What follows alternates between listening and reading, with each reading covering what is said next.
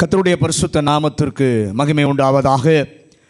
இந்த முதல் நாளின் மாலை வேளையிலும் ஆண்டவரை நாம் நன்றியுள்ள இதயத்தின் நிறைவிலிருந்து கர்த்தரை நாம் பாடி ஆராதித்து மகிமைப்படுத்த ஆண்டவர் பாராட்டின இந்த மாபெரும் தயவுக்கு நான் ஆண்டவருக்கு நன்றி சொல்லுகிறேன். இந்த மாலை வேளையிலும் கர்த்தர் தம்முடைய வார்த்தைகளை கொண்டு நம்மோடு கூட பேசுவாராக. நாம் அதை கவனமாய் கேட்கவும் நம்முடைய வாழ்க்கையில் செயல்படுத்தவும் கர்த்தர் நமக்கு கிருபை தருவாராக. வாசிக்கலாம். புலம்பலின் புஸ்தகம் 3வது அதிகாரம் 25வது வசனம். புலம்பல் 3வது அதிகாரம் 25வது வசனம். தமக்கு காத்திருக்கிறவர்களுக்கும் தம்மை தேடுகிற ஆத்துமாவுக்கும் கர்த்தர் நல்லவர். எல்லாரும் கை உயர்த்தி சொல்லலாமா?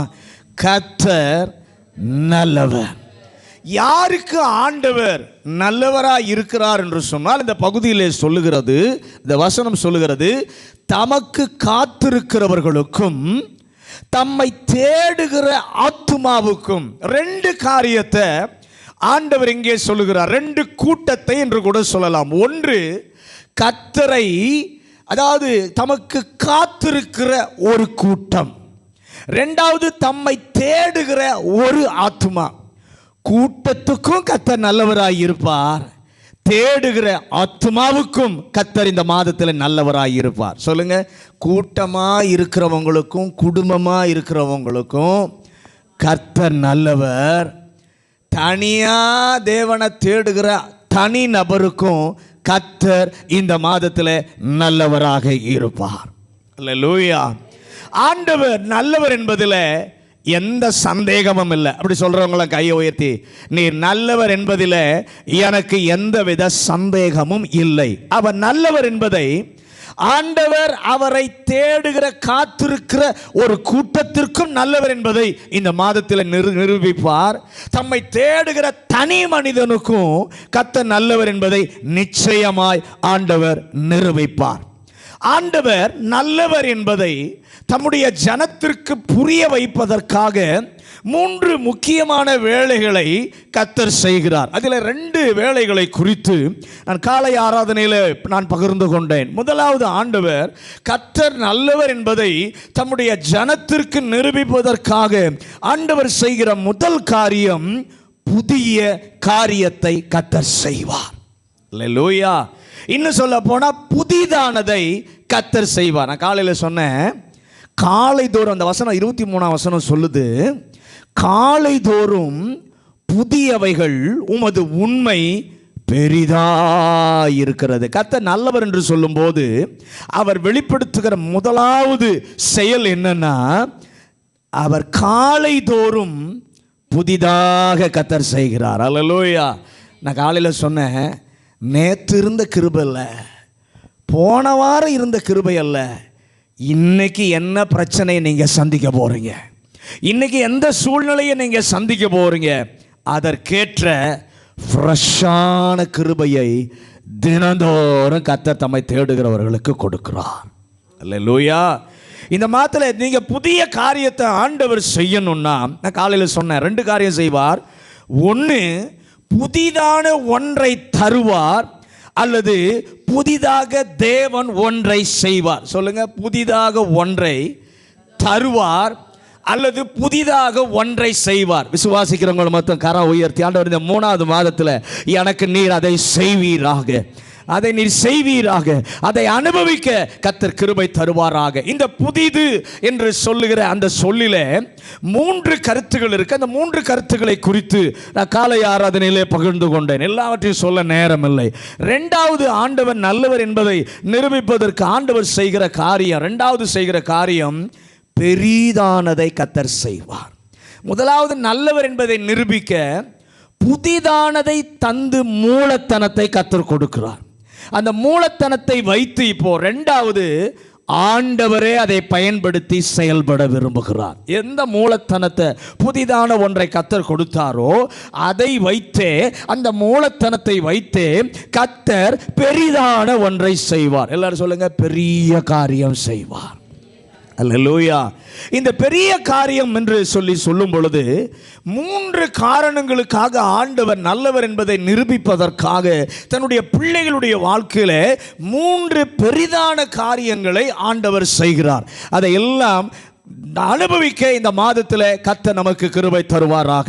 3வது, ஆண்டவர் நல்லவர் என்பதை நிரூபிப்பதற்காக தம்முடைய பிள்ளைகளுக்கு ஜனங்களுக்கு என்ன செய்கிறார்? புலம்பலின் புஸ்தகம் 3வது அதிகாரம் 26வது வசனம். கர்த்தருடைய ரட்சிப்புக்கு நம்பிக்கையோட காத்திருக்கிறது நல்லது. 3வது என்ன தெரியுமா செய்வாரு? முதல்ல என்ன சொன்ன? புதிய காரியம் செய்வார், புதிய காரியத்தை செய்வார். 2வது பெரிதானதை செய்வார். 3வது நல்லதை செய்வார். ஆமென் சொல்லுங்களேன். நல்லது என்று சொல்லக்கூடிய செயலை ஆண்டவர் செய்து தாம் நல்லவர் என்பதை தம்முடைய ஜனத்திற்கு ஆண்டவர் நிரூபிப்பார், புரிய வைப்பார். மனிதர்களை வைத்து ஆண்டவர் சொல்ல வைக்கிறார் நல்லது. எல்லாரும் சொல்லுங்க நல்லது. அந்த வசனம் அப்படிதான் முடியுது. எல்லாரும் அந்த வசனத்தை எடுத்துக்கொள்ளுங்க. எல்லாரும் சேர்ந்து அதை வாசிக்க போகிறோம். கர்த்தருடைய ரட்சிப்புக்கு நம்பிக்கையோடு காத்திருக்கிறது நல்லது. புதிய காரியம் செய்வார், பெரிய காரியம் செய்வார், அடுத்து சில காரியத்தை ஆண்டவர் செய்வார். என்ன என்று சொல்லி ஆரம்பத்தில் நமக்கு விளங்கவே விளங்காது. ஆண்டவர் என்ன காரியம் செய்ய போகிறார் என்பதை குறித்து நமக்கு என்ன பண்ணாது? விளங்காது. ஆனால் முடியும் போது ஒன்றை கர்த்தர் சொல்ல வைப்பார். என்ன தெரியுமா? ஆண்டவர் எனக்கு செய்தது நல்லது என்று சொல்லி ஆண்டவர் சொல்ல வைப்பார். அவருடைய இந்த செயல் எனக்கு நன்மையாக முடிந்தது, நல்லதாக முடிந்தது என்று சொல்லி கர்த்தர் சொல்ல வைப்பார். கர்த்தர் செய்த இந்த காரியம் எனக்கு நல்லது, தனி மனிதனுக்கு உரிமையாக்கி கர்த்தர் செய்ததான இந்த காரியம் எனக்கு நல்லது என்று சொல்லி ஒவ்வொருவரும் சொல்லக்கூடிய ஒரு செயலை இந்த 3வது மாதத்தில் கர்த்தர் செய்வார். அவர் செய்யும் போது அனைத்தும் நன்மைக்கு ஏதுவாகவே நடக்கிறது. எத்தனை பேர் ஆமென் சொல்றீங்க? அவர் செய்கிற காரியம் எல்லாமே நன்மைக்கு ஏதுவாக நடக்கிறது என்று சொல்லும் கிருபையை உங்க வாழ்க்கையில கர்த்தர் நிரூபிப்பார். முதலாவது, புதியதை செய்யும் போது மூலத்தனமாய் இருந்தது. 2வது, அந்த மூலத்தனத்தை பெரிதாக நம்முடைய வாழ்க்கையில ஆண்டவர் செயல்படுத்துகிறார். இப்ப கிருபையை தந்தார், கிருபை என்ன பண்ணுகிறார்? பெரிதாக ஆண்டவர் காண்பிக்கிறார். 63 சங்கீதம் 3 வசனத்தை வாசிங்க. சங்கீதம் 63:3. ஜீவனை பார்க்கிலும் உம்முடைய கிருபை நல்லது, உம்முடைய கிருபை நல்லது, என் உதடுகள் உம்மை துதிக்கும். இப்ப 3வது சொல்கிறாரு. இப்ப என்ன செய்கிறார்? கிருபை பெற்று பெரிதான கிரியைகளை செய்க அந்த வாழ்வை பல பாதையின் ஊடாக கர்த்தர் நடத்துகிறார். பார்க்கிறவர்களுக்கு ஒன்றுமே புரிவதில்லை. நம்முடைய வாழ்க்கையில் கிருபையை பெற்றுக்கொள்ளும் பொழுது நம்முடைய வாழ்க்கையில் ஆண்டவர் நடத்துகிற பாதை சில நேரத்தில் நமக்கு கடினமானதாகத்தான் இருக்கும். பார்க்கிறவங்களுக்கும் அது விளங்காது. ஏன் இவங்களுக்கு மட்டும் இவ்வளவு பிரச்சனை வருது, ஏன் இவங்களுக்கு மட்டும் இவ்வளவு நெருக்கம் வருகிறது என்று சொல்லி எல்லாரும் பார்க்கிறவங்க சொல்லுவாங்க. தேவனை தானே ஆராதிக்கிறார்கள், உண்மை தெய்வத்தை ஆராதிக்கிறார்கள் என்று சொல்லுகிறார்களே, ஆனால் ஏன் இவர்கள் வாழ்க்கையிலே இவ்வளவு பிரச்சனை, ஏன் இவங்க வாழ்க்கையில் இவ்வளவு போராட்டம், ஏன் இவங்க வாழ்க்கையில் இவ்வளவு நெருக்கம் என்று சொல்லி நம்மை சுற்றி பார்க்கிற மனிதர்கள் சொல்லுவார்கள். ஆமென். ஆனால் முடியும் போது அந்த ஆத்மா சொல்லுது. எந்த ஆத்மா தெரியுமா? நெருக்கத்தின் கூட போச்சே, பாடுகளுக்கு ஊடாய் போச்சே, போராட்டங்களுக்கு ஊடாய் போச்சே, அந்த ஆத்மா சொல்லுகிறது, என் ஜீவனை பார்க்கிலும் நீர் தந்தீரே மூலத்தனம் அது நல்லது. மூலத்தனம் இப்போது எப்படி மாறிடுச்சுன்னா பலனாக மாறிவிட்டது. அல்லேலூயா, ஹல்லேலூயா. இந்த மாதத்தில் நீர் எனக்கு கடந்த நாட்களிலே மூலத்தனமான தந்தவைகள் பலனாக மாறுவதற்கு தேவையான கிருபையை ஒவ்வொருவருக்கும், இங்க வந்திருக்கிற ஒவ்வொருவருக்கும் நீர் செய்வீராக. நீர் நல்லவர் என்று காண்பிக்க நீர் தயவாய் அதை செய்யுங்க ஆண்டவரே. சங்கீதக்காரன் வாழ்க்கையில தேவன் கொடுத்த கிருபையை கர்த்தர் செயல்படுத்தினார். நடத்தின பாதைகள் அவனுக்கே புரியல, சங்கீதக்காரனுக்கே புரியலை. அப்படிப்பட்ட வாழ்க்கை நொந்து போனான். ஏன் நொந்து போனா?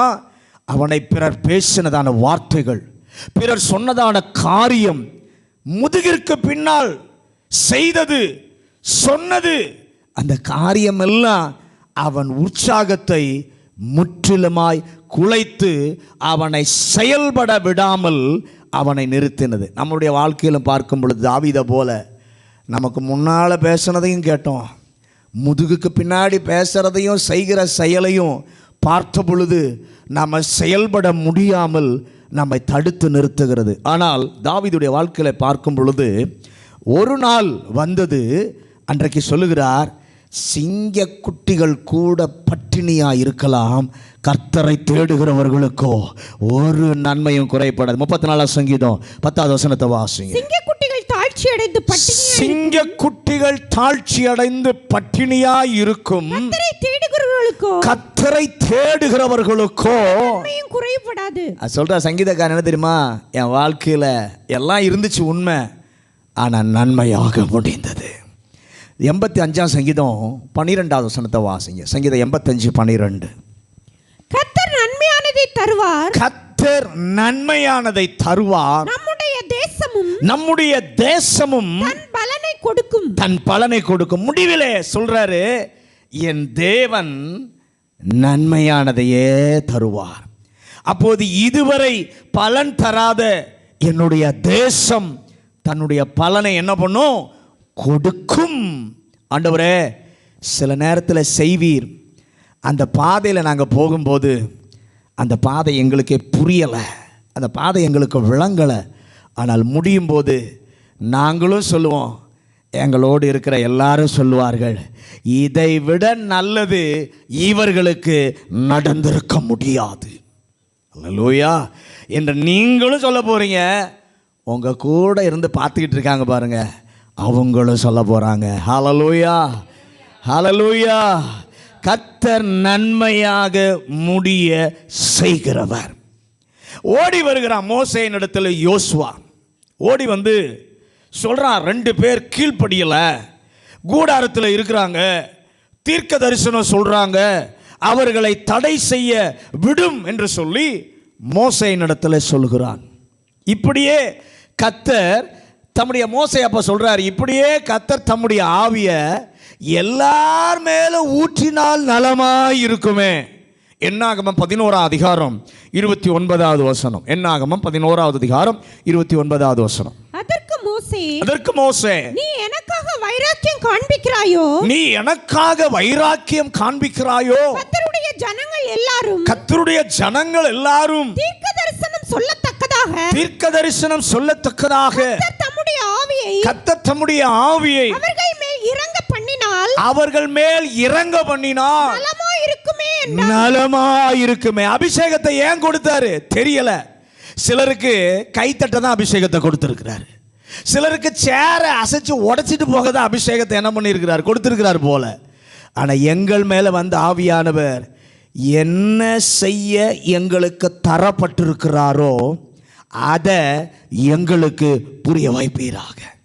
ஆண்டவர்கிட்ட கேளுங்க, ஆண்டவரே, பரிசுத்த ஆவியானவர் அபிஷேகத்தை எனக்கு எந்த நோக்கத்தோடு நீர் தந்திருக்கிறீர் என்பதை இந்த மாதத்தில் புரிய வைப்பீராக. ஆண்டவரே, அது எங்கள் வாழ்க்கையில் செயல்பட நீர் அனுமதிப்பீராக. கர்த்தர் என்னை அபிஷேகித்தது நல்லது என்று சொல்ல எங்களை ஒவ்வொருவருக்கும் கர்த்தர் கிருபை தார். என்னோட வாழ்க்கையில் நீர் அதை செயல்படுத்தி காண்பிப்பீராக. நீ தந்த மூலத்தனம் இந்த 3வது மாதத்தில் என்னுடைய வாழ்க்கையில் பலனை கொண்டு வருவதாக. சில நேரத்தில் ஆண்டவரிடத்தில் நீங்கள் கண்ணீரோடு கூட ஜெபிப்பீர்கள். பலனை கொண்டு வரட்டும் என்று சொல்லி, பலனை கொண்டு வருவதாக என்று சொல்லி எல்லாம் என்ன பண்ணுவோம், நாம் ஜெபிப்போம். ஜெபிக்கக்கூடிய எல்லாருக்கும் யாரெல்லாம் ஜெபிக்கிறாள் நமக்கு தெரியுதோ அவங்களுக்கெல்லாம் ஜெபம் பண்ணுங்கன்னு சொல்லி என்ன பண்ணுவோம், ஜெப குறிப்பையும் நாம் என்ன பண்ணுவோம், சொல்லி இருப்போம். சில நேரத்தில் கண்ணீரோடு கூட உபவாசம் பண்ணி நாமும் என்ன பண்ணியிருப்போம், ஜெபித்திருப்போம். அப்படி ஜெபித்து இதை தந்தால் முடிவு வந்துடுமே. ஏன் எல்லாத்தையும் சொல்லி ஜெபிக்க சொல்கிறோம்? ஆண்டவர் இதை தந்துட்டார்னா என் வாழ்க்கையில் ஒரு முடிவு வந்துடுமே, இப்படி செய்தார்னா என் வாழ்க்கையில் எல்லாமே சரியாகி விடுமே, அல்லது இதை கொண்டு வந்தால் என் வாழ்க்கையில் இருக்கிற இந்த சூழ்நிலை எல்லாம் சரியாகி விடுமே என்று சொல்லுவோம். இவ்வளவு கண்ணீர் வடித்தாலும் கேட்டதை ஆண்டவர் கொடுக்க மாட்டார். மாற்றம் என்று சொன்னதையும் மாற்றும் என்று சொல்லி ஜெபம் பண்ணாமே, ஆண்டவர் அதையும் சில நேரத்தில் மாற்ற மாட்டார். இது இப்படி இருக்கட்டும் என்று சொன்னார் அப்படின்னு நம்ம நினச்சிக்குவோம். இது இப்படியே இருக்கட்டும் நினச்சிட்டாரு போல இருக்கு. தெரியாமல் எல்லாரும் எதிர்மறையாக இருக்கும்படி செய்வார். ஆனால் கண்ணீரோடு ஜெபிக்கும்போது ஒன்றை கர்த்தர் செய்திருப்பார். என்ன தெரியுமா செய்திருப்பார்? வார்த்தையை உங்களுக்கு கொடுத்திருப்பார். அல்லேலூயா. எந்த பதிலும் வந்த மாதிரி தெரிஞ்சிருக்காது. இது இப்படியே தான் இருக்கும் போல இருக்குன்னு நம்மளும் நினச்சிருப்போம். கண்ணீரோடு உபவாசம் பண்ணி எல்லாத்தையும் சொல்லி ஜெபம் பண்ணி இருப்போம். ஒன்றும் நகர்ந்தது போல தெரிஞ்சிருக்காது. ஆனால் ஒன்றை கர்த்தர் கண்டிப்பாக செஞ்சிருப்பார். அவருடைய வார்த்தையை உங்களுக்கு கர்த்தர் கொடுத்திருப்பார். ஒரு வசனத்தை ஆண்டவர் நினைவுபடுத்தி இருப்பார். அது ஒன்று தான் கர்த்தர் தந்திருப்பார். நாம் நினைப்போம், எனக்கு வெள்ளியை தந்திருந்தார்னா இந்த காரியத்தை முடிச்சிருப்பேன், எனக்கு பொண்ணை தந்திருந்தார்னா இந்த காரியத்தை நான் என்ன பண்ணியிருப்பேன், முடிச்சிருப்பேன். ஆண்டவர் ஒன்றையும் அதை செய்யவே மாட்டார். ஒன்றையும் அதை என்ன பண்ண மாட்டார், செய்ய மாட்டார். நீங்களும் ஜெபத்தை என்ன பண்ண மாட்டீங்க, விட மாட்டீங்க. வேதத்தை விட மாட்டீங்க. கர்த்தரை பின்பற்றி போவீர்கள். ஆனால் ஒன்று, பார்வை தெரியாதவர்களை அவர்களை அறியாத பாதையில் நடத்துகிற தேவன் ஒருவர் இருக்கிறார். பாதை என்னன்னு உங்களுக்கு தெரியாமல் இருக்கலாம். பாதை தெரியாதவர்களை சரியான பாதையில் நடத்துகிற தேவன். அவர்களுக்கு முன்பாக கர்த்தர் கோணலான பாதையை செவையாக்கி இடராமல் நடத்தி செல்லுகிற தேவன். புரியாத அந்த சூழ்நிலையிலும், எந்த நன்மையும் நடக்காத அந்த சூழ்நிலையிலும் உங்களை கைவிடாமல் முன்னேற செய்வதை நீங்கள் உணர கர்த்தர் செய்திருப்பார். ஆமென் சொல்கிறவங்களாம் கையை உயர்த்தி, ஆண்டவரே என்ன உணர செய்திருப்பீர், உமக்கு நன்றி சொல்லுகிறேன். அல்லேலூயா. உங்கள் விசுவாசத்தை ஆண்டவர் பெருக்கி இருப்பார். உங்கள் விசுவாசத்தை கர்த்தர் பெரிதாக்கி இருப்பார். உங்கள் ஜெபம் அதிகரித்திருக்கும். உங்கள் ஜெபம் தேவனை நீங்கள் எதிர்பார்ப்பது அதிகமாகி இருக்கும். அப்படி நடந்தவங்க மட்டும் கையை உயர்த்தி, ஆண்டவரே என்னுடைய வாழ்க்கையில் நடக்கும்போது என் விசுவாசத்தை கர்த்தர் பெருக செய்கிறீர், என் ஜெப வாழ்வை கர்த்தர் பெருக செய்கிறீர், என் வேத வாசிப்பை கர்த்தர் பெருக செய்கிறீர்.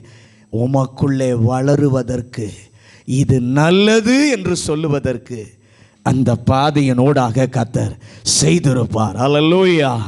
உங்கள் வாழ்க்கையில் நினைத்துராத நன்மைகளை கர்த்தர் தேடி வர செய்திருப்பார். அல்லேலூயா. எல்லாம் செய்துவிட்டு கடைசியில் ஒரு இடம் வரும்.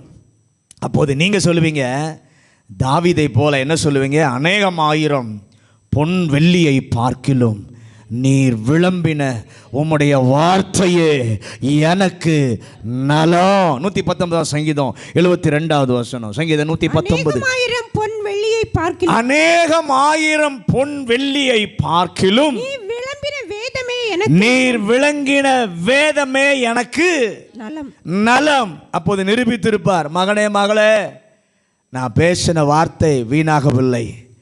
திருப்பி பாரு வாழ்க்கைய, நான் சொன்ன வார்த்தை நடந்திருக்கிறது.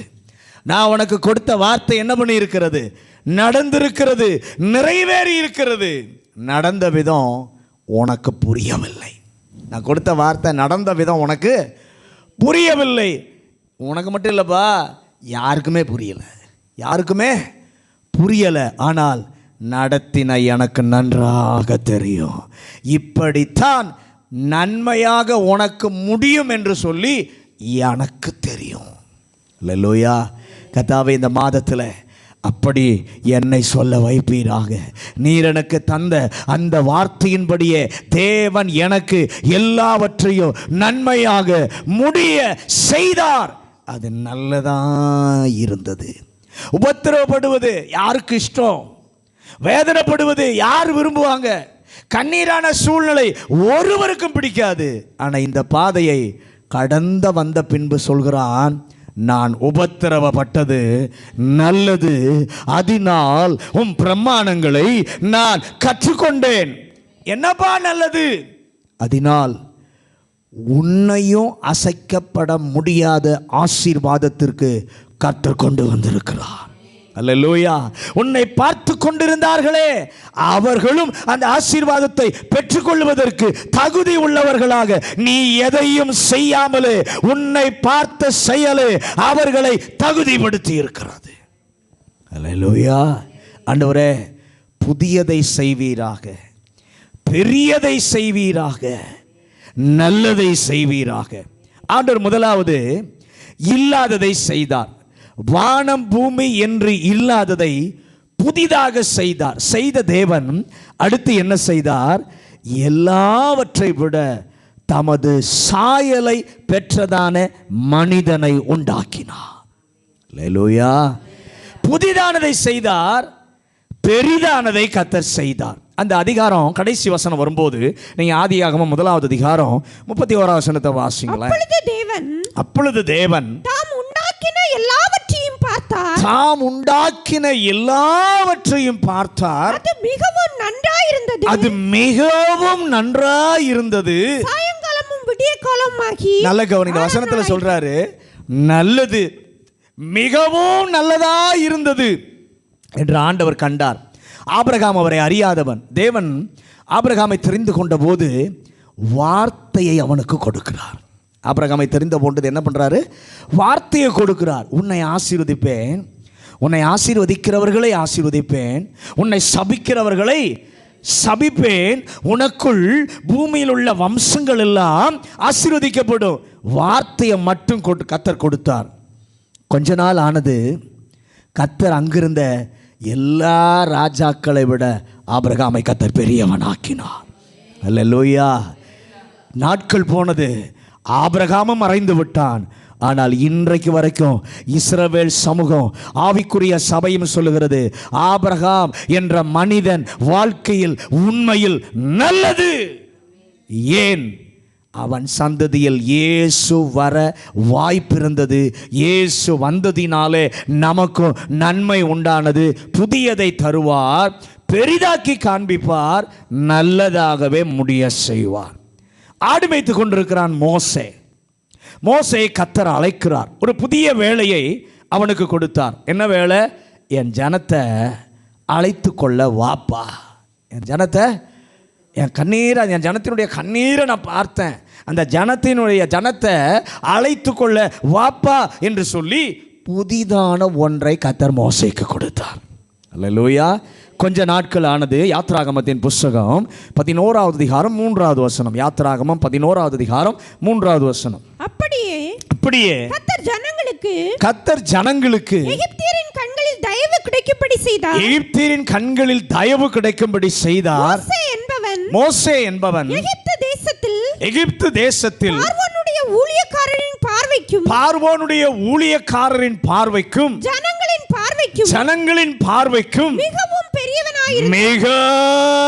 பெரியவனாயிருந்தான். யாருக்கு முன்பாக? பார்வோனுடைய கண்களுக்கு முன்பாக, எகிப்தியருடைய கண்களுக்கு முன்பாக பெரியவனாயிருந்தான். கர்த்தர் பெரிதாக ஆரம்பித்து காண்பித்தார். அல்லேலூயா.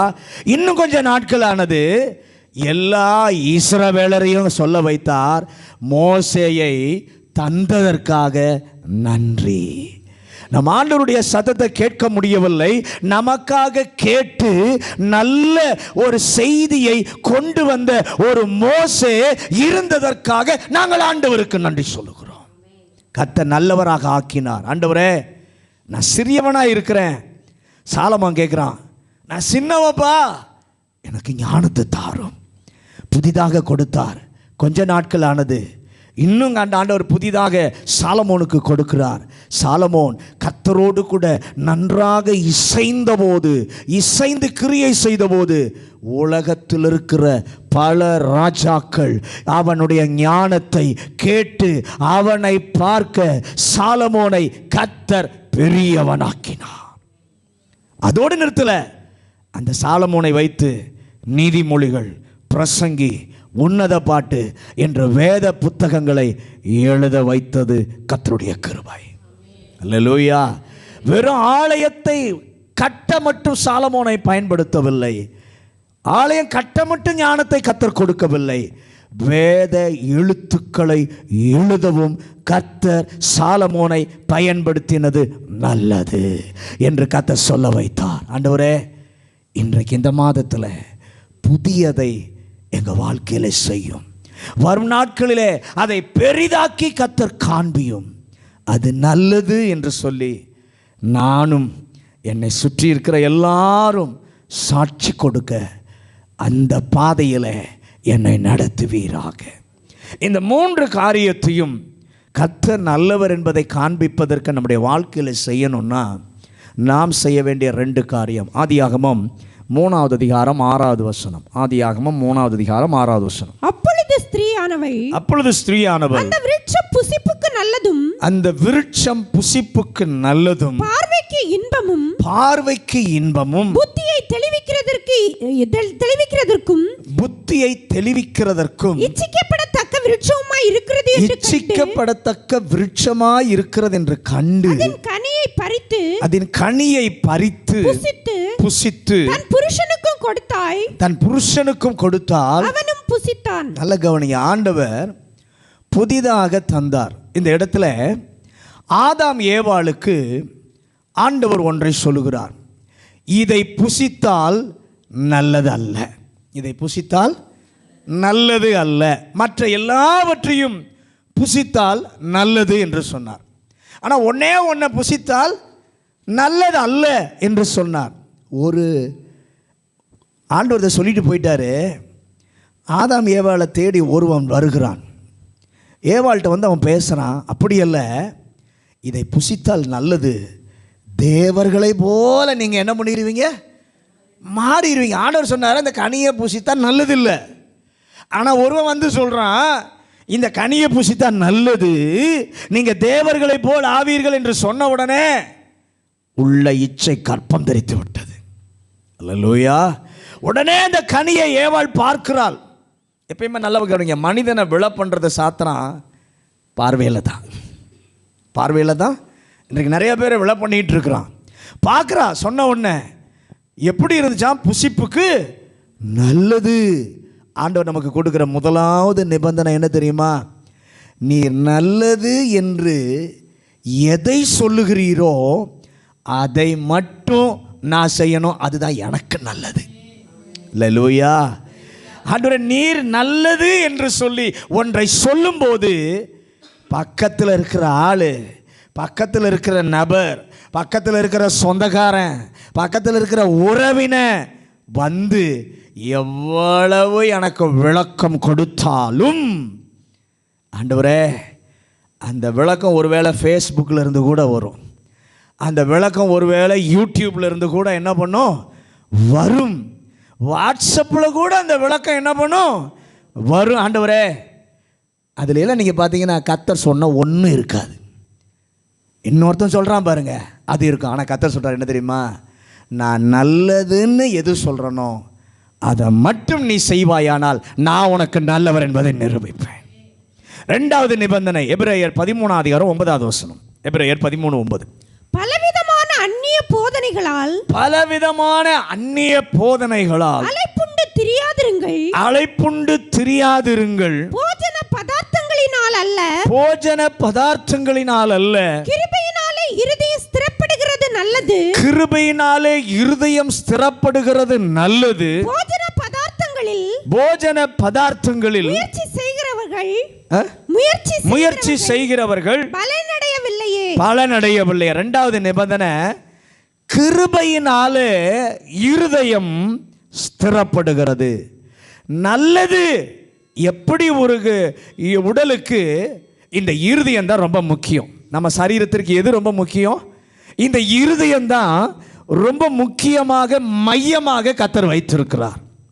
அதே போல கிருபையை விரும்ப சார்ந்திருக்க அந்த நிலைமைக்கு என்னை கொண்டு வந்து நிறுத்த நீர் உதவி செய்யணும். அப்படின்னா என் வாழ்க்கையில் எப்படி இருதயம் மையமாக இருக்கோ அதே போல தேவனுடைய வார்த்தையும் கிருபையும் மையமாக இருக்க வேண்டும்.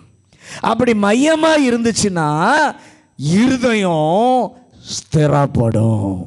அல்லேலூயா. இந்த காரியத்தை அறிந்து கொள்வதற்கு முன்பு ஒரு காரியம் வரும்போது அந்த காரியம் என்ன, எங்கிருந்து வருது, எதிலிருந்து வருது, எதனால் வருகிறது என்பதை அறிந்து கொள்வதற்கு எனக்கு ஒரு கிருபையை கர்த்தர் தாரும். அல்லேலூயா. ஆண்டவரே, அதை நான் புரிந்து கொள்ள எனக்கு ஒரு கிருபையை கர்த்தர் தருவீராக. ஆண்டவரே, அதை சரியாய் தீர்மானிக்க எனக்கு ஒரு கிருபை தருவீராக. நீர் கொடுத்ததை சரியா செயல்படுத்த எனக்கு ஒரு கிருபை தருவீராக. செயல்படுத்துவது உமக்கு மகிமையாய் இருப்பதற்கும் எனக்கு ஒரு கிருபை தருவீராக. ஆண்டவரே, ஒவ்வொரு கட்டத்திலும் உம்முடைய கிருபையை மட்டும் நான் சார்ந்திருக்கணும். எல்லாரும் சொல்லுங்க, என் திறமை அல்ல, என்னுடைய ஞானம் அல்ல, என்னுடைய வசதி அல்ல, உம்முடைய கிருபையை மட்டும் நான் சார்ந்திருக்க எனக்கு கிருபை தாரும். அப்போது ஆண்டவர் புதியதை செய்வார், பெரியதாய் செய்வார், நல்லதாகவே முடித்து கொடுப்பார். அந்த கிருபையை பெற்றுக்கொள்ள நம்ம எல்லாருக்கும் ஆண்டவர் கிருபை தருவாராக. எல்லாரும் தலைகளை தாழ்த்தி நாம் ஜெபம் பண்ணுவோம். பரிசுத்தமுள்ள ஆண்டவரே, இந்த மாலை வேளையிலும் ஆண்டவர் எங்களோடு கூட பேசி நம்முடைய நல்ல வார்த்தைகளுக்காக ஸ்தோத்திரம்.